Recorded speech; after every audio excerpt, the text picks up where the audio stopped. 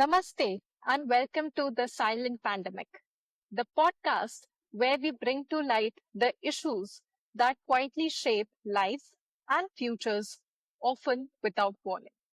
We are your hosts, Sunil Pakalapati and Vaishnavi Yadav, and today's episode addresses a subject that's often avoided yet deeply consequential: estate planning. When families lose a loved one, it is not just grief that follows. In the absence of a clear will or succession plan, confusion, conflict, and costly legal battles often take center stage. Assets lie unclaimed, wealth gets eroded, and relationships suffer. This is the silent pandemic we are here to talk about. And to help us unpack it, we are honored to be joined by a very distinguished guest. Please welcome Professor Dr. Deevanshu Shrivastava, an eminent legal academician and researcher with over a decade of experience in the legal and educational space. Dr. Shrivastava is the founding dean and professor of law at GL Bajaj Institute of Law, Greater Noida. Previously, he has served as a core faculty member at GD Goenka University, Agram Lake City University, and Barkatullah University. His areas of expertise span corporate law, intellectual property laws, and constitutional law. He's also a certified POSH trainer, theater, and arbitrator. Beyond academia, he has played a vital role in shaping young legal minds and continues to contribute to national discussions through his writings, lectures, and policy inputs. Dr. Shrivastava has also been awarded the prestigious Business World Legal 40 Under 40 Award. Sir, we are truly privileged to have you with us today. Welcome to the Silent Pandemic. Thank you so much for having me today. And it's a great honor for me to join Sunil sir and Vaishnavi ma'am. And thank you so much on having me here to talk on something which I guess is the least talked about. So thank you so much. To start our today's session, uh, sir, could you please define estate planning for our audience in very simple terms? Estate planning, I would simply define it in the simplest of the words, is something that we take our lifetime to acquire. So this is basically deciding what happens to something that we own today, actually when you are gone. So if I'll put it this way, we take our entire lifetime to acquire our property, but what happens to that particular property once we are not there? And making sure it actually happens. This includes various mechanisms to take it up, will being the most prominent one to take it up. So while choosing guardians, while choosing children, while choosing anyone sort of that thing, estate planning is the planning of my estate once I'm not there to look after it. Beautifully put, sir. Also, there are a lot of misconceptions when you talk to people about estate planning. So, could you please highlight some of the misconceptions do you most often hear from people when you talk to them about estate planning? Yeah. Thank you, Vaishnavi. And I'll tell you, these are some anecdotes from my own life when I talk about, and first and foremost, which I've heard not only from my friends, but my students or my peers as well, even some of my seniors as well, when I'm saying, sir, this is something to be talked on to. And the first and foremost thing comes, I'm too young. I'm too young to decide I have an ample life left. Why are you talking of such thing as if I'm dying tomorrow? What are you talking, Devanshu? Today I have bought a property. I have plans of buying more property, and then you're saying to plan it and to take it out. I often bring at that point which you might have heard as a tagline of LIC. Abhi zindagi ke baad bhi. And when I say this is something, oh, why would I take an LIC? What are you thinking that I'm going to die tomorrow? Second most is I don't have enough wealth to put it that way. And to just to counter that, I've always replied to them, there is never enough for enough. So today, even if I have a plot of land, a flat for me, I guess, and Even a small chunk amount is amount. And that is never enough for me because I am still in the phase of earning it. But I'm not planning that what I will be leaving behind from the generations to come, it would be something. And the third and the most important that I've talked when I say, what about a will? And will is not about like, will comes in. Will is just a piece of paper till the time I'm alive. Will only comes into play when I am no more, or the person who has made that will not be taking. And the entire session, I'll give more examples on myself because rather than killing somebody else, I like prefer killing my own self and then giving that particular point. And the last thing which I said that why have you come out with a will or something? The answer that comes, wills are only for the riches. It's only the rich who makes the will. What would I do a will? And and believe me, even the process is not known to people. So these are the three majors that I would say, and I'll repeat. And I guess majors people can connect it with that. I'm too young to make a will. I'm too young. Okay, I still have more prospects in my life. I would agree. Um, Second, I don't have that much enough in my kitty right now. Why to do that? So I'll as and then to counter that, you are never too young. The day you are buying it, I would request have a nomination that particular day itself to have it registered who after me, because that's the most unpredictable thing that we are talking on to. Second, I don't have enough. Whatever you have might be enough for your coming thing. And I'll give you a very important anecdote. A very dear friend of mine, his father bought a property and it was a plot of land in Gorakhpur, Uttar Pradesh. And this was 1.5 hectares of land, that is not much to be talked on to. And believe me, he bought that land and that is, I'm talking about early 2000. That was a barren piece of land. Even the roads, there was no road, forget about streetlights. 15 years down the line, that plot was right adjacent to Ames and the airport, right next to the highway. The prices soar like multiplied by 10, multiplied by 100, I do not know what. And uncle was not there for that particular property. And there was no person to take on because at that time nobody wanted that particular property. And today there is a huge fight over that particular property, who's taking, who's not taking. So I don't have enough wealth. That's one particular example that I can give. And the last, that wills are only for the riches. Will is for everybody. Nobody can take a trademark over it, and nobody can make that this is only for the riches and not for the thing. It is not. Truly, these are some of the misconceptions that have been going around in the society for generations now. Uh, so I would like to put it that you have called estate planning as a personal or financial self defense. What practical wins do you see in families that have a proper plan in place? Could you please explain this to us with a real life case? Uh, I already did one example in my previous question that you cited. That was one of those particular thing. Another real life example, yes, would be there was this family that I worked with had a will, and I was the one who initiated this concept, and it was over a dining table that we should come out with a will.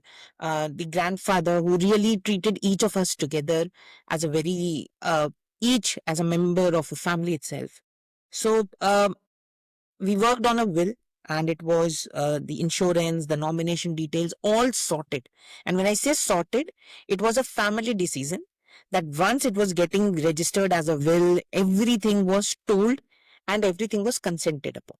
I'll come to that thing also, that even if it is an unconsented thing for the person who is making that will, it is still would be a valid and have a legal, exact same legal bindingness as it what we discussed. But again, it was discussed with the family over a such thing, and when the breadwinner, that is when the grandfather, the head of that particular family, passed away, and they had a family business on that particular point. Suddenly, the claims and everything was settled in less than 30 days. So we had the death certificate coming, we had the will getting executed. Each place the nominated person was getting onto, and I'll use those legal jargons at the end, that who is called what as per the law thing. But that took less than 30 days for property getting nominated. The nominated persons were getting all their things sorted, the testamentary, the beneficiary, all was at a very sorted and a pace, and that family still lives together. So it is immaterial that even after a will getting executed, the family was not living together as well. So moreover that, they were even financially stable. So now they have a new generation after that, which was there, and that is how. So that's the power of what I call the power of preparation.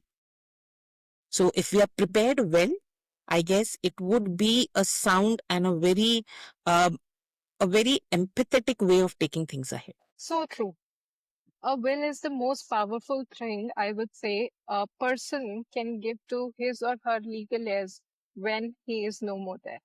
On the other side of it, could you also walk us through a case where the absence of a valid will caused avoidable hardships? Indeed. And this is again because how the importance we do not understand during our lifetime. And I'll totally agree with you, Vaishnavi ma'am, when you said one thing that will is the best gift you can give to your loved ones once you are not there. So, and another case, it was a 54-year-old businessman. And believe me, 54 is generally considered to be like a bito. We are on the ekdam prime of our business and all those things. But he died in estate. And when I use the term intestate, it means that he died without making a will. His wife, son, and parents. Now, there was a dispute over the property claims. And as a result of which, people tried different mechanism. The court case finally had to freeze the bank accounts just to make that status quo that okay, these accounts are freeze because this is X person's account. He is no more, and there are number of claims over it. Everybody is claiming that he should or she should get that. So it was frozen. The court case nearly dragged for three and a half years. Uh, and the worst part, the legal fees for all these courses were nearly or more than 10 lakh rupees. So you see, in the previous instance that we discussed, within 30 days, everything settling, every component being distributed in that particular way, and their newer generation is also taking that thing easily. While in the second case that I discussed, an addition burden of court cases with the court fees and all those things, because there were four parties, four different lawyers, their fees, all those times, and the biggest thing was time, where we saw less than 30 days, 45 days things getting settled. In the other case, it was more over 3 years, 4 years, where only the court case was being taken on. And thus, the only way this could have been prevented was the will. Very true, sir. Very true. Yeah. So recent reports estimate over 1.5 lakh crores in unclaimed assets. For example, IRDAI, RBI, all of these are creating a lot of these frameworks so that you can claim these unclaimed things. From an academic standpoint, do these figures ring true, and why are the numbers so sticky? Uh, I have both the answers for this. And to be very honest, when I say that, like bodies like RBI, EPFOs, LICs, IEPF, and so on and so forth, uh, these data are getting confirmed. But this was my partial yes to your answer. But why I say a no answer to 1.5 lakh crores? Because as academician, when we do small researches we have done, our students have done, there is no sure shot numbered figure that we can come out with. Why? Because these are unclaimed. These are a point which we see today. Okay, this might be somebody else, but it is unaware even to the banks that the person is no more or there is something. So this number can be, and believe me, as an academician, when we do researches, the status, as we say, generally we ask a question and the answer would be a yes and a B no, and there is C can't say. So that can't say is still something which I feel that can increase this figure of 1.5 lakh crores. But yes, as we go with the data presently available by all these various organizations, is yes, the thing. And the second part of that question, Sunil sir, that why are these numbers sticky? Um, First and foremost is the low level of awareness. Will today, if you talk about, it would be considered something as how dare you talk about this? Oh, okay, so you are preparing me to die. The very of those particular things do comes into play.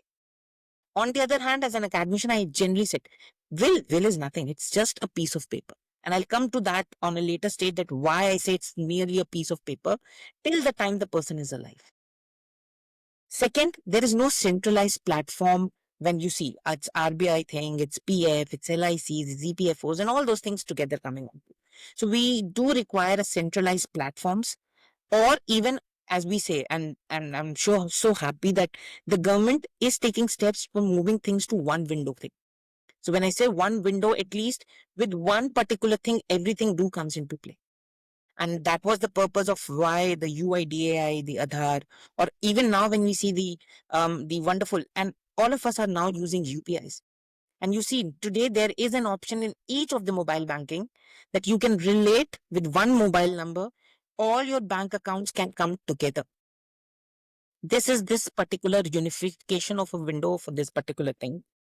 Then people are very hesitant to talk about money and equally hesitant to talk about death.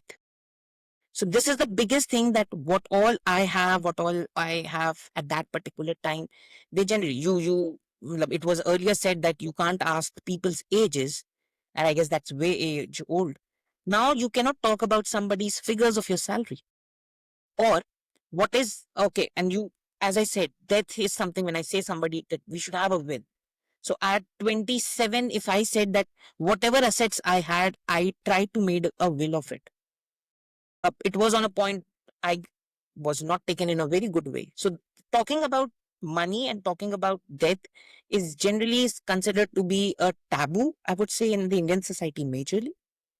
And then I guess the last thing which I personally feel is taken, and steps have been taken from that particular point, is regarding the KYC mismatches and the painful thing of one's property being taken once things have been taken onto. I have personally been a part of where a government servant died, and to transfer his pension to his wife and children was literally took me office bench to bench office, like from this office to this office to this office to this office. um it is a silent national crisis, and I'm using three terms: silent, national, and crisis. Silent because neither the people are talking about it, and it is no city, believe me when I say this, no city in our country would be left untouched with this particular issue. So this is silent because nobody is talking about it, neither the policymakers, neither the ones who are suffering with it. National crisis, yes, it's not a problem of one particular city or a state or a taluka, but it is a problem, as I said, with all the states, all the union territories, everything together. And a crisis because, yes, the numbers, as Sunil, so you rightly mentioned, 1.5 lakh crores is a huge number. To bring this thing, and I'll not only talk why these numbers are sticky, how to remove that is also one of an important thing, that the today when it is an important element that without your Aadhaar, without your PAN, you cannot open a bank account, or you cannot take an insurance, or you cannot have a PF, or you cannot do your transactions as well, because if the KYC is not, why not the nominations can also be made as a mandated thing, which in turn will, when I use a term, will can be of the main will and the subsidiary wills. So this can be the subsidiary wills which can contribute towards the main will. So you get the solution right at the starting itself. Why to delay that particular process? And that's where I feel this particular thing to be this much issuing and other points. Definitely. Your thoughts exactly about the nomination process, why exactly we need to handle the will at the starting, that are really important and everyone should consider. So my follow-up question is, you did mention a case where having a registered will really sped up the whole process and it completed in 30 days. So do you think this is that easy for everyone to do that claim process? I would say, look, more than now, the process has been very easy. Well, if I'll tell you this, that the way that I have seen, even now, there is a provision which I am just telling it, that now even the office comes to your place for a will. And that's an generally reckon that's only one of those peculiar services where the office of sub registrar can. I know there is a small fees for them. By paying that extra fees, even I know, understand, there's the point that if it is an age old person in our family who is basically, if I use a term, karta of the family, as in the Hindu undivided family or something like that, and he is unable to go to the sub registrar's office. Let's take that example. The government has made that provision that on payment of a slight, and it's not a high fees, on payment of that fees, even the sub registrar can come to your home, get that will registered online as well. Now, I understand that uh, uh, grade A city or a grade B city would have this feature, not the C and D, but sooner or later, these things would be coming on to. This is how the state machinery is working on to. As a law person, I would just let you know that the major feature is that we need to understand that this thing comes under the power of a state government. And then how the sub registrar. So I would say, if this question would have posed to me 5 years or 7 years prior, I would have said that yes, it was a technical difficulty thing to go to the sub registrar's office, get your will registered, and other such things. But today, in India, I'll start with that particular point. Registration of will is not compulsory. Now, I'm not saying that it should be made compulsory, it should not be made compulsory. That's a secondary thing. Even an unregistered will would have an equal importance until unless there is no cross thing that okay, there are subsequent wills are also available and other such things. And that is why to secure it, you have a registration of a will. So process is there, but what is missing, the major challenges is, as I said, the standardization across institutions. So when I say bank might have it, EPFO might not have it, then insurance might not other have it. So you have to have it. And again, it's not a rocket science. We can learn from the same thing, the KYC thing. I guess that's a beautiful model which the government brought. Whether it's in insurance, whether it's a my PF, whether it's a bank account, and so on and so forth, a KYC is compulsory. Similarly, if we have this particular thing across when it comes to our management with institutions and everything as well, with the nomination and other, I know nomination is there. We cannot, but if it is not being followed or certain thing, even then the process is proceeded ahead. So can we make it a mandatory thing? If this is done, I guess that something would be very easy. Then digital interlinking is what I was reflecting on to. We have DigiLockers. Now, can we have it, make it as simple as an app that it is to get a birth? No, you understand, and we have faced that time where to get a birth certificate or a death certificate, or for that matter, as simple as a domicile certificate. You need to go to file an application, take office rounds and rounds, and then also they took 30, 40, 55 odd days. Caste certificates for that matter as well. Now, today the process have been simplified. You just need to apply. Many states, they even take less than 24 hours. And that's how a citizen charter do comes into play.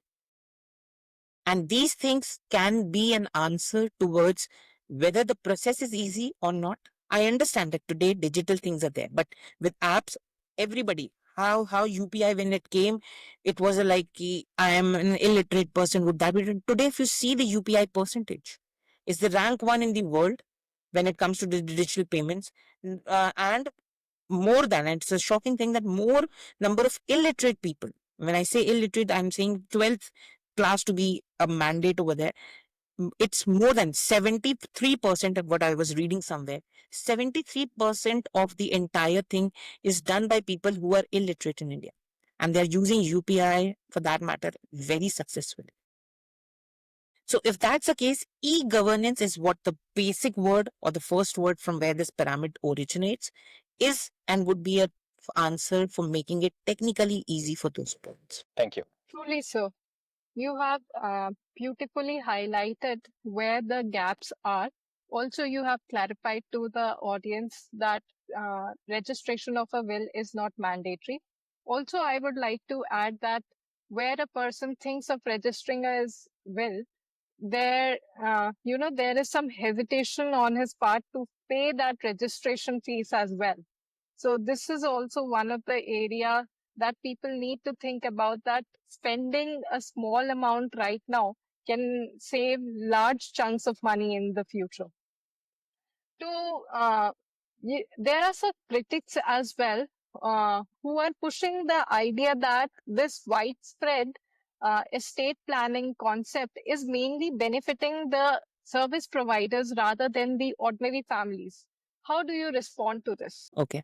So I would respond two ways. Number one, and why I'm saying this, because you remember when this health insurance came to our country. Now everybody said this is something for the insurance companies are trying to mend their money and all those things. But ask those persons who really fell ill with critical illness or might not be, and they had the cashless thing happening at the hospitals. It came for a boon for them. And as I'll put, uh, for me, planning is like a service. It's like a healthcare service, as we can take it up. Of course, providers would be benefits, so do families. And okay, let me give you a thing. Okay, don't plan. And I'm answering the critics' way itself. So critics say this is something for somebody else who will be getting it benefited out of it. You don't do it. And then, as I stated in my second of the anecdotes, then you spend lakhs in the court services. So what is better? To spend fewer now or to spend a large chunk, as you rightly said, Vaishnavi ma'am, a large chunk at a later stage? And forget about paying or something.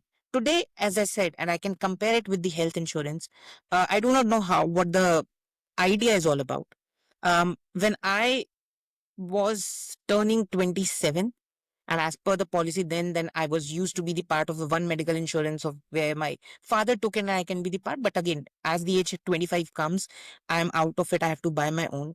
I have been taken. Somebody can say you are spending waste of money, you are not getting it. But the day I'll get ill, believe me for this would be something as I said, a service that I borrowed from my, and I'll be happily doing it. I order food, for example, raw foods for the various apps that I take, and they charge me handling charges, and I happily pay it because I need not to go to the market, and the food is coming right with the bill at my place. So this amount of registration for me is just a handling charge.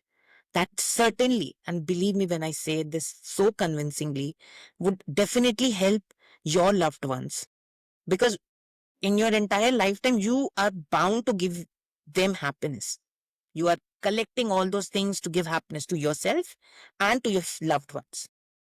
So why not continue that particular giving even after you're not there? So true, so true. So you have been an academician for more than a decade now. I would like to ask you what gaps in the curriculum still exist around succession law and technology, since you have taught thousands and lakhs of students till now. Where do you feel that gap is? Uh, the basic gap comes, I've taught 3-year course, I've taught 5-year course, I've taught postgraduates, PhDs, whatnot. And I guess both of you would agree with me when I say this, along with my friends from academics. Uh, we hardly teach registration act. We hardly teach will as a separate thing to be taken on to. I'll be very happy to share one thing that uh, during my early days, we used to teach a subject called as laws we should know. And this course was mandatory not for law students.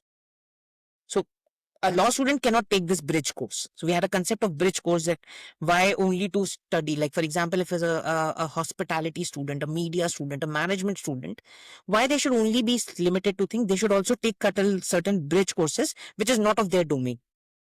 And this was one course which I was offering, and I was the faculty. Laws we should know. I taught fundamental rights. I taught fundamental duties compulsorily. I taught them registration in will. And the purpose was very clear, that the registration act or the will, and it's merely about, and also today that we are talking, we are sharing this. We are not only sharing this among ourselves, that three people like Sunil sir, Vaishnavi ma'am, and Devanshu are going to be getting affected, but something that we are going to talk with people as well. So the basic problem is with the curriculum, that we do not take, or you'll not find a, a dedicated course over willing. Number one, we do not talk about. So when it is not in the subject, when we not see an advocate practicing that particular side, you will hardly find anyone or any of my law students who say, "Nee, I want to be something who can practice wills and other things as well." So it is just taken as a slight sub component of one particular subject, whether I'm teaching personal laws or whether I'm teaching somewhere as a registration act or something. And I'll not be even surprised. I generally ask this question, okay, so if somebody has to write a will, can anybody tell me under which act or which legislation does the will comes in our country? And it's not a matter of surprise. Half of the population is still unable to answer this, which act would be coming into force. So that's my first and the fourth thing. Second, the digital successions. I guess this is a time where technology and succession are going hand in hand. So there is no exposure to that. As I said, again, the service which was given, that the sub registrar coming to your office, ask half of your citizens in your own city, and they'll say, sub registrar, why would he come to my house? So these small awareness and other things are not there. And last is the, I would not say obsolete laws of our country, because I am a big fan that the age old law is there unless it is executed well. So it is more about creating an awareness. It is more about, look, I'll tell you that there is a diamond kept out there. But till the time people do not know about that particular diamond, they will not know that there is a diamond exists on that particular point. So it's not about that an age old or an obsolete law is there. The law is absolutely best defined. The only problem is we are unaware. And when I say we, I say about the general population. They are unaware of this particular or a wonderful thing which is for their own benefit. And I would also like to draw a conclusion from the previous question as well. So when they say it is for the service providers and other thing, it is not. It is basically for us on a very, very minimum one-time price. It's not a every year you'll have to pay. So health and other things, to chalo, we'll have to pay premium each year. This is only one time that you have to pay. And that's something that I guess you can think it that it is just like an additional tax or a cess over it, but it is for the services which has been rendered. Great thoughts there, sir. And I just want to understand, if you were to become, let's say, a part of the law commission tomorrow, what two suggestions would you give the lawmakers to make the succession smoother, and probably also include this into academics so that general public is also aware? Do you have a couple of thoughts here? I have couple, I have more than that. But I would generally start, which I guess I have a big advocate of, is um, we have, I'll tell you more of awareness. I really want to set up something as a national will registry, something like that. Like, it can be nomenclated with something, whatever people feel like. But why I really want to have it is because, and this is something which is a mandated thing.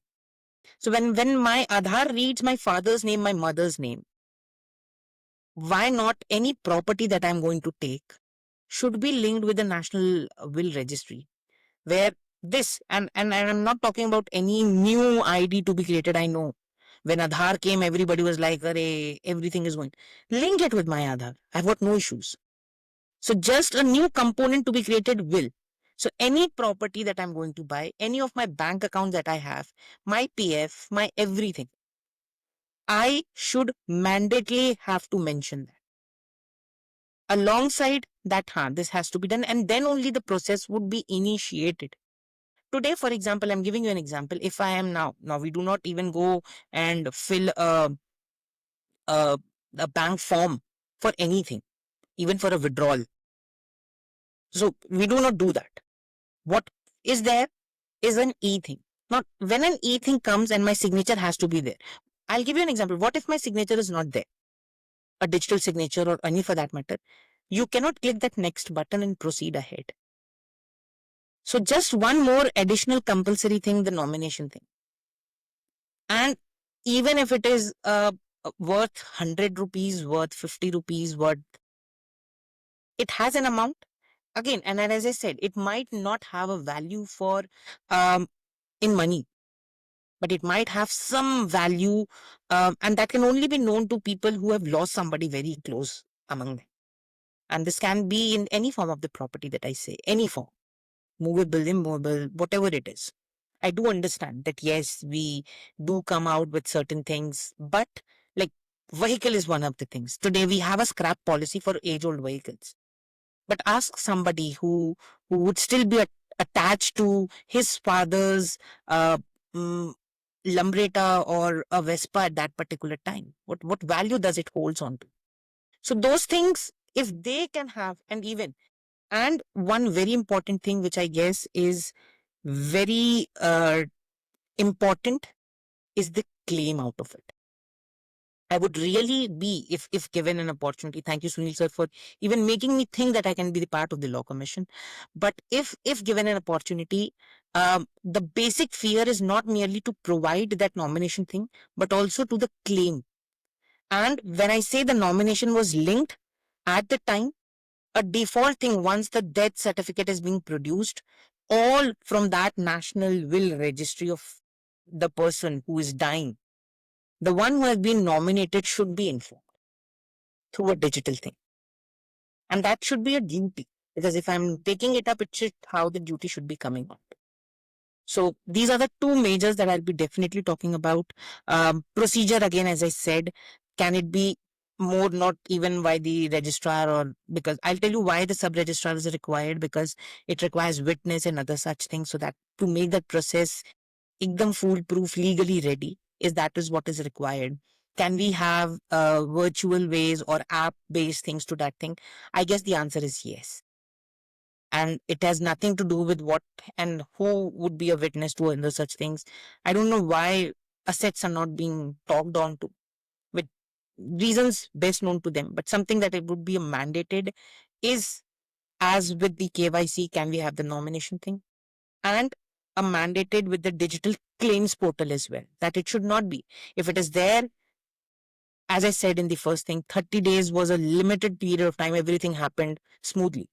And just to add one more thing, one, it is a mutation. And when I so call it a mutation, somebody who is dying and then the property needs to be transferred, then also we pay certain amount to the government. So Vaishnavi ma'am, that is another answer, that when people, the critics have said that this is something, a mind-boggling thing for the service providers to earn money. No, it is not. It is basically to remove you out from any such of an hassle that may be created at that particular time. Sir, it's a valid point that you mentioned the digital will registry or national level will registry. Do you think the DigiLocker which we have, probably the registered will from a sub-registrar can be promoted or uploaded into the will registry and banks accessing that to claims? Could that be a reality? If that has to be a reality, is there a blocker in the current legal or laws which are already drafted? Do you see that as a possibility if somebody were to implement Um, it? yeah, Sunil sir, I totally agree with you, and I guess both of us are resonating to what I said. Now, I'll tell you the only blocker which is there, and as I said, you if I'll give you my example and just understand it with this example, that why it is a blocker as well and why it is also not a blocker, both the things. Number one, during my lifetime, I made three wills. Let's take an example. So today I was happy enough with one of my kids. Then something happened. I'm not happy. I'm just transferring my will. So the problem that would come is frequency. And I'll tell you, the law is very clear. It says the last will before the person died. I, in my lifetime, can make n number of wills. A, B, C, D. Let me put it 1, 2, 3, 4, 5 till the time the number exists. But which would come into force? The last or the latest one on that. Now, the problem that comes is this itself. That if in case there are multiplicity or something, also will in our country is considered, and that's why it is called as will. So what might be Vaishnavi's ma'am's will to do something might not correspond to Sunil sir's or Devanshu sir's thing. And tomorrow it is her will, or today it is my will that I need to tell. So putting it on the DG locker would not be an answer. Number one. Number two, because again, a person would also be bound by it. So let's not create that particular thing. But yes, when I said that the National Will Registry, something like that is linked with your particular thing, not only with the person who is the one of the owner of the particular property, but even the beneficiaries.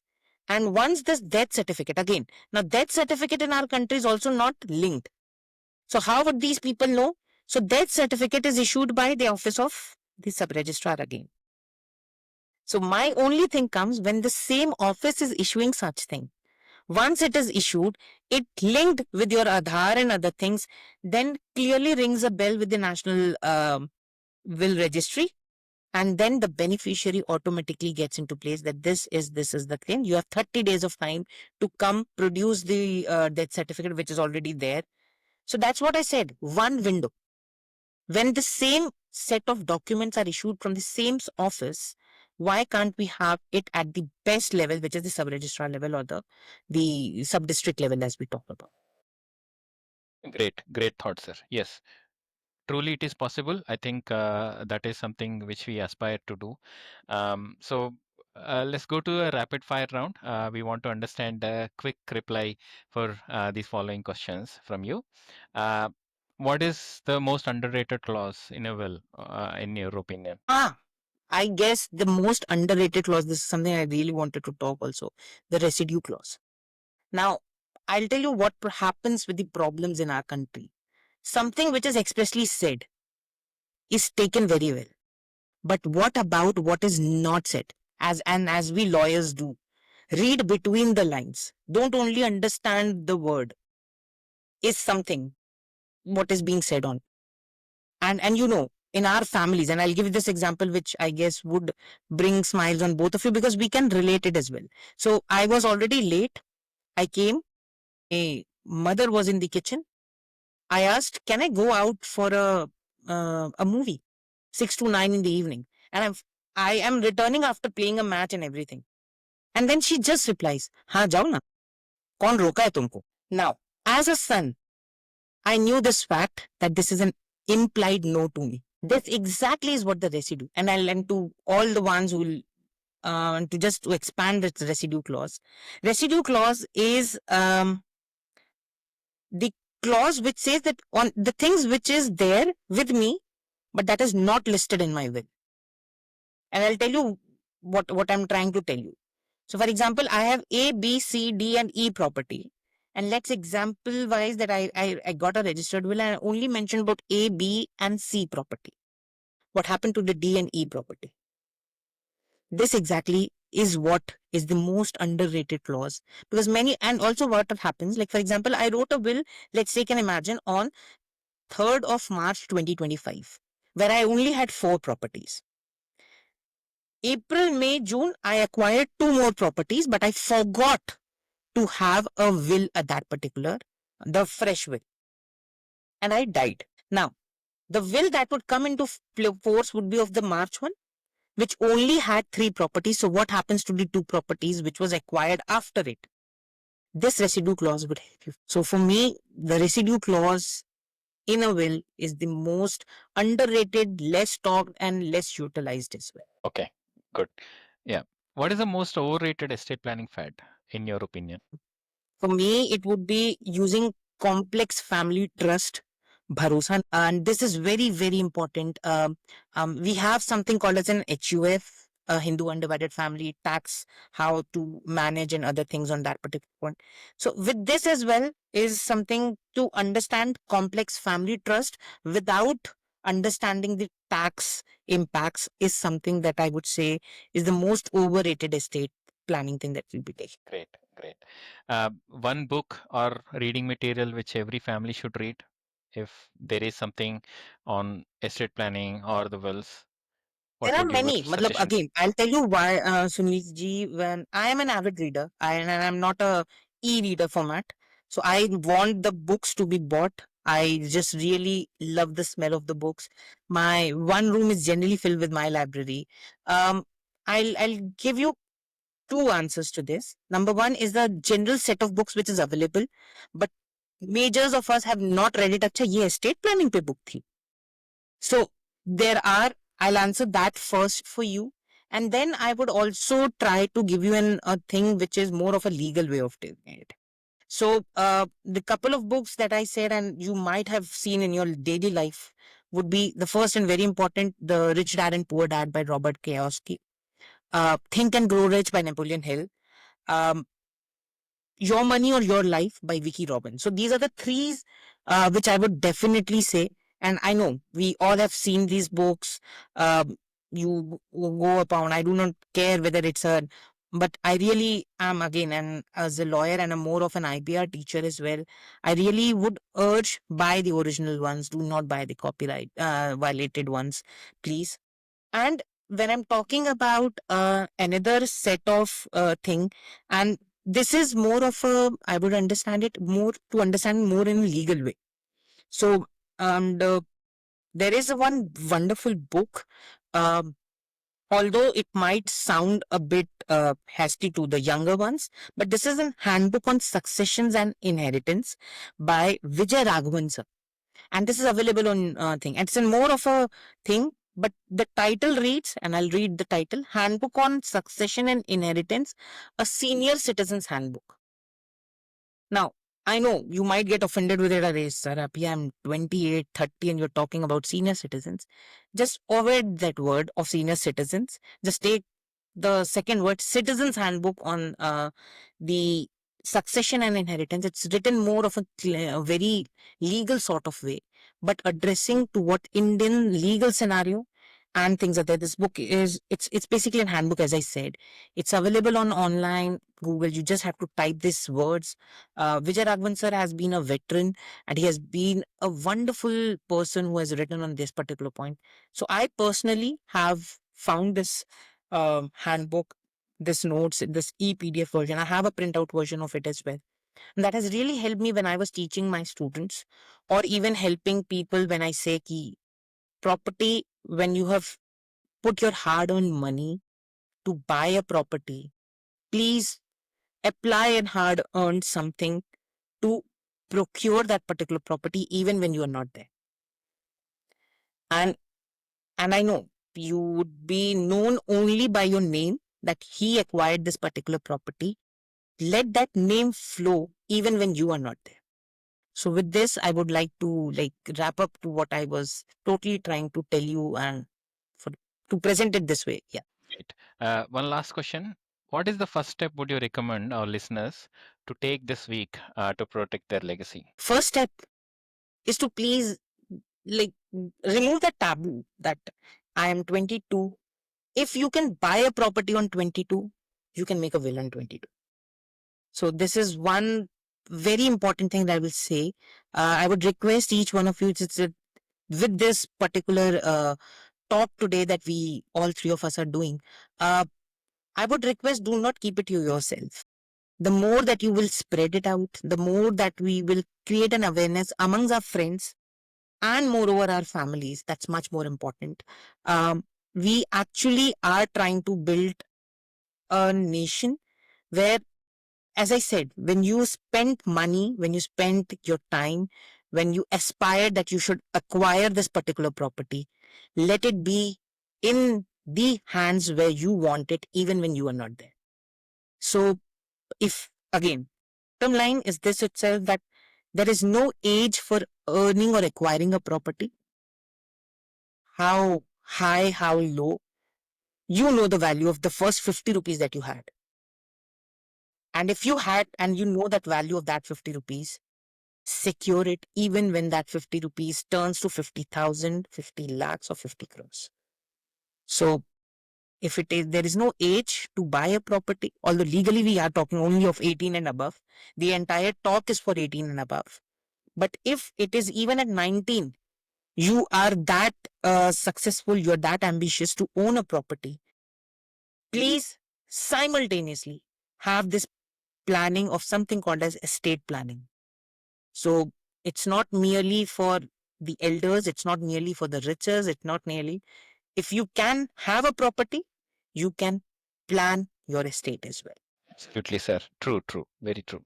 And with that, we come to the end of this eye opening conversation on estate planning, a topic that remains silent in many homes until it is too late.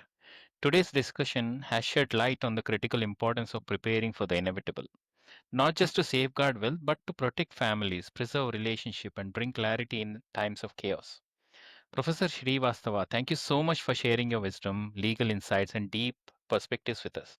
Your clarity and conviction on the subject have added immense value to our listeners, and we are grateful for your time. To our audience, if today's episode resonated with you, do not keep it to yourself. As Professor mentioned, start the conversation, take action, and be part of the change. This is the silent pandemic, and we're in it for a long time.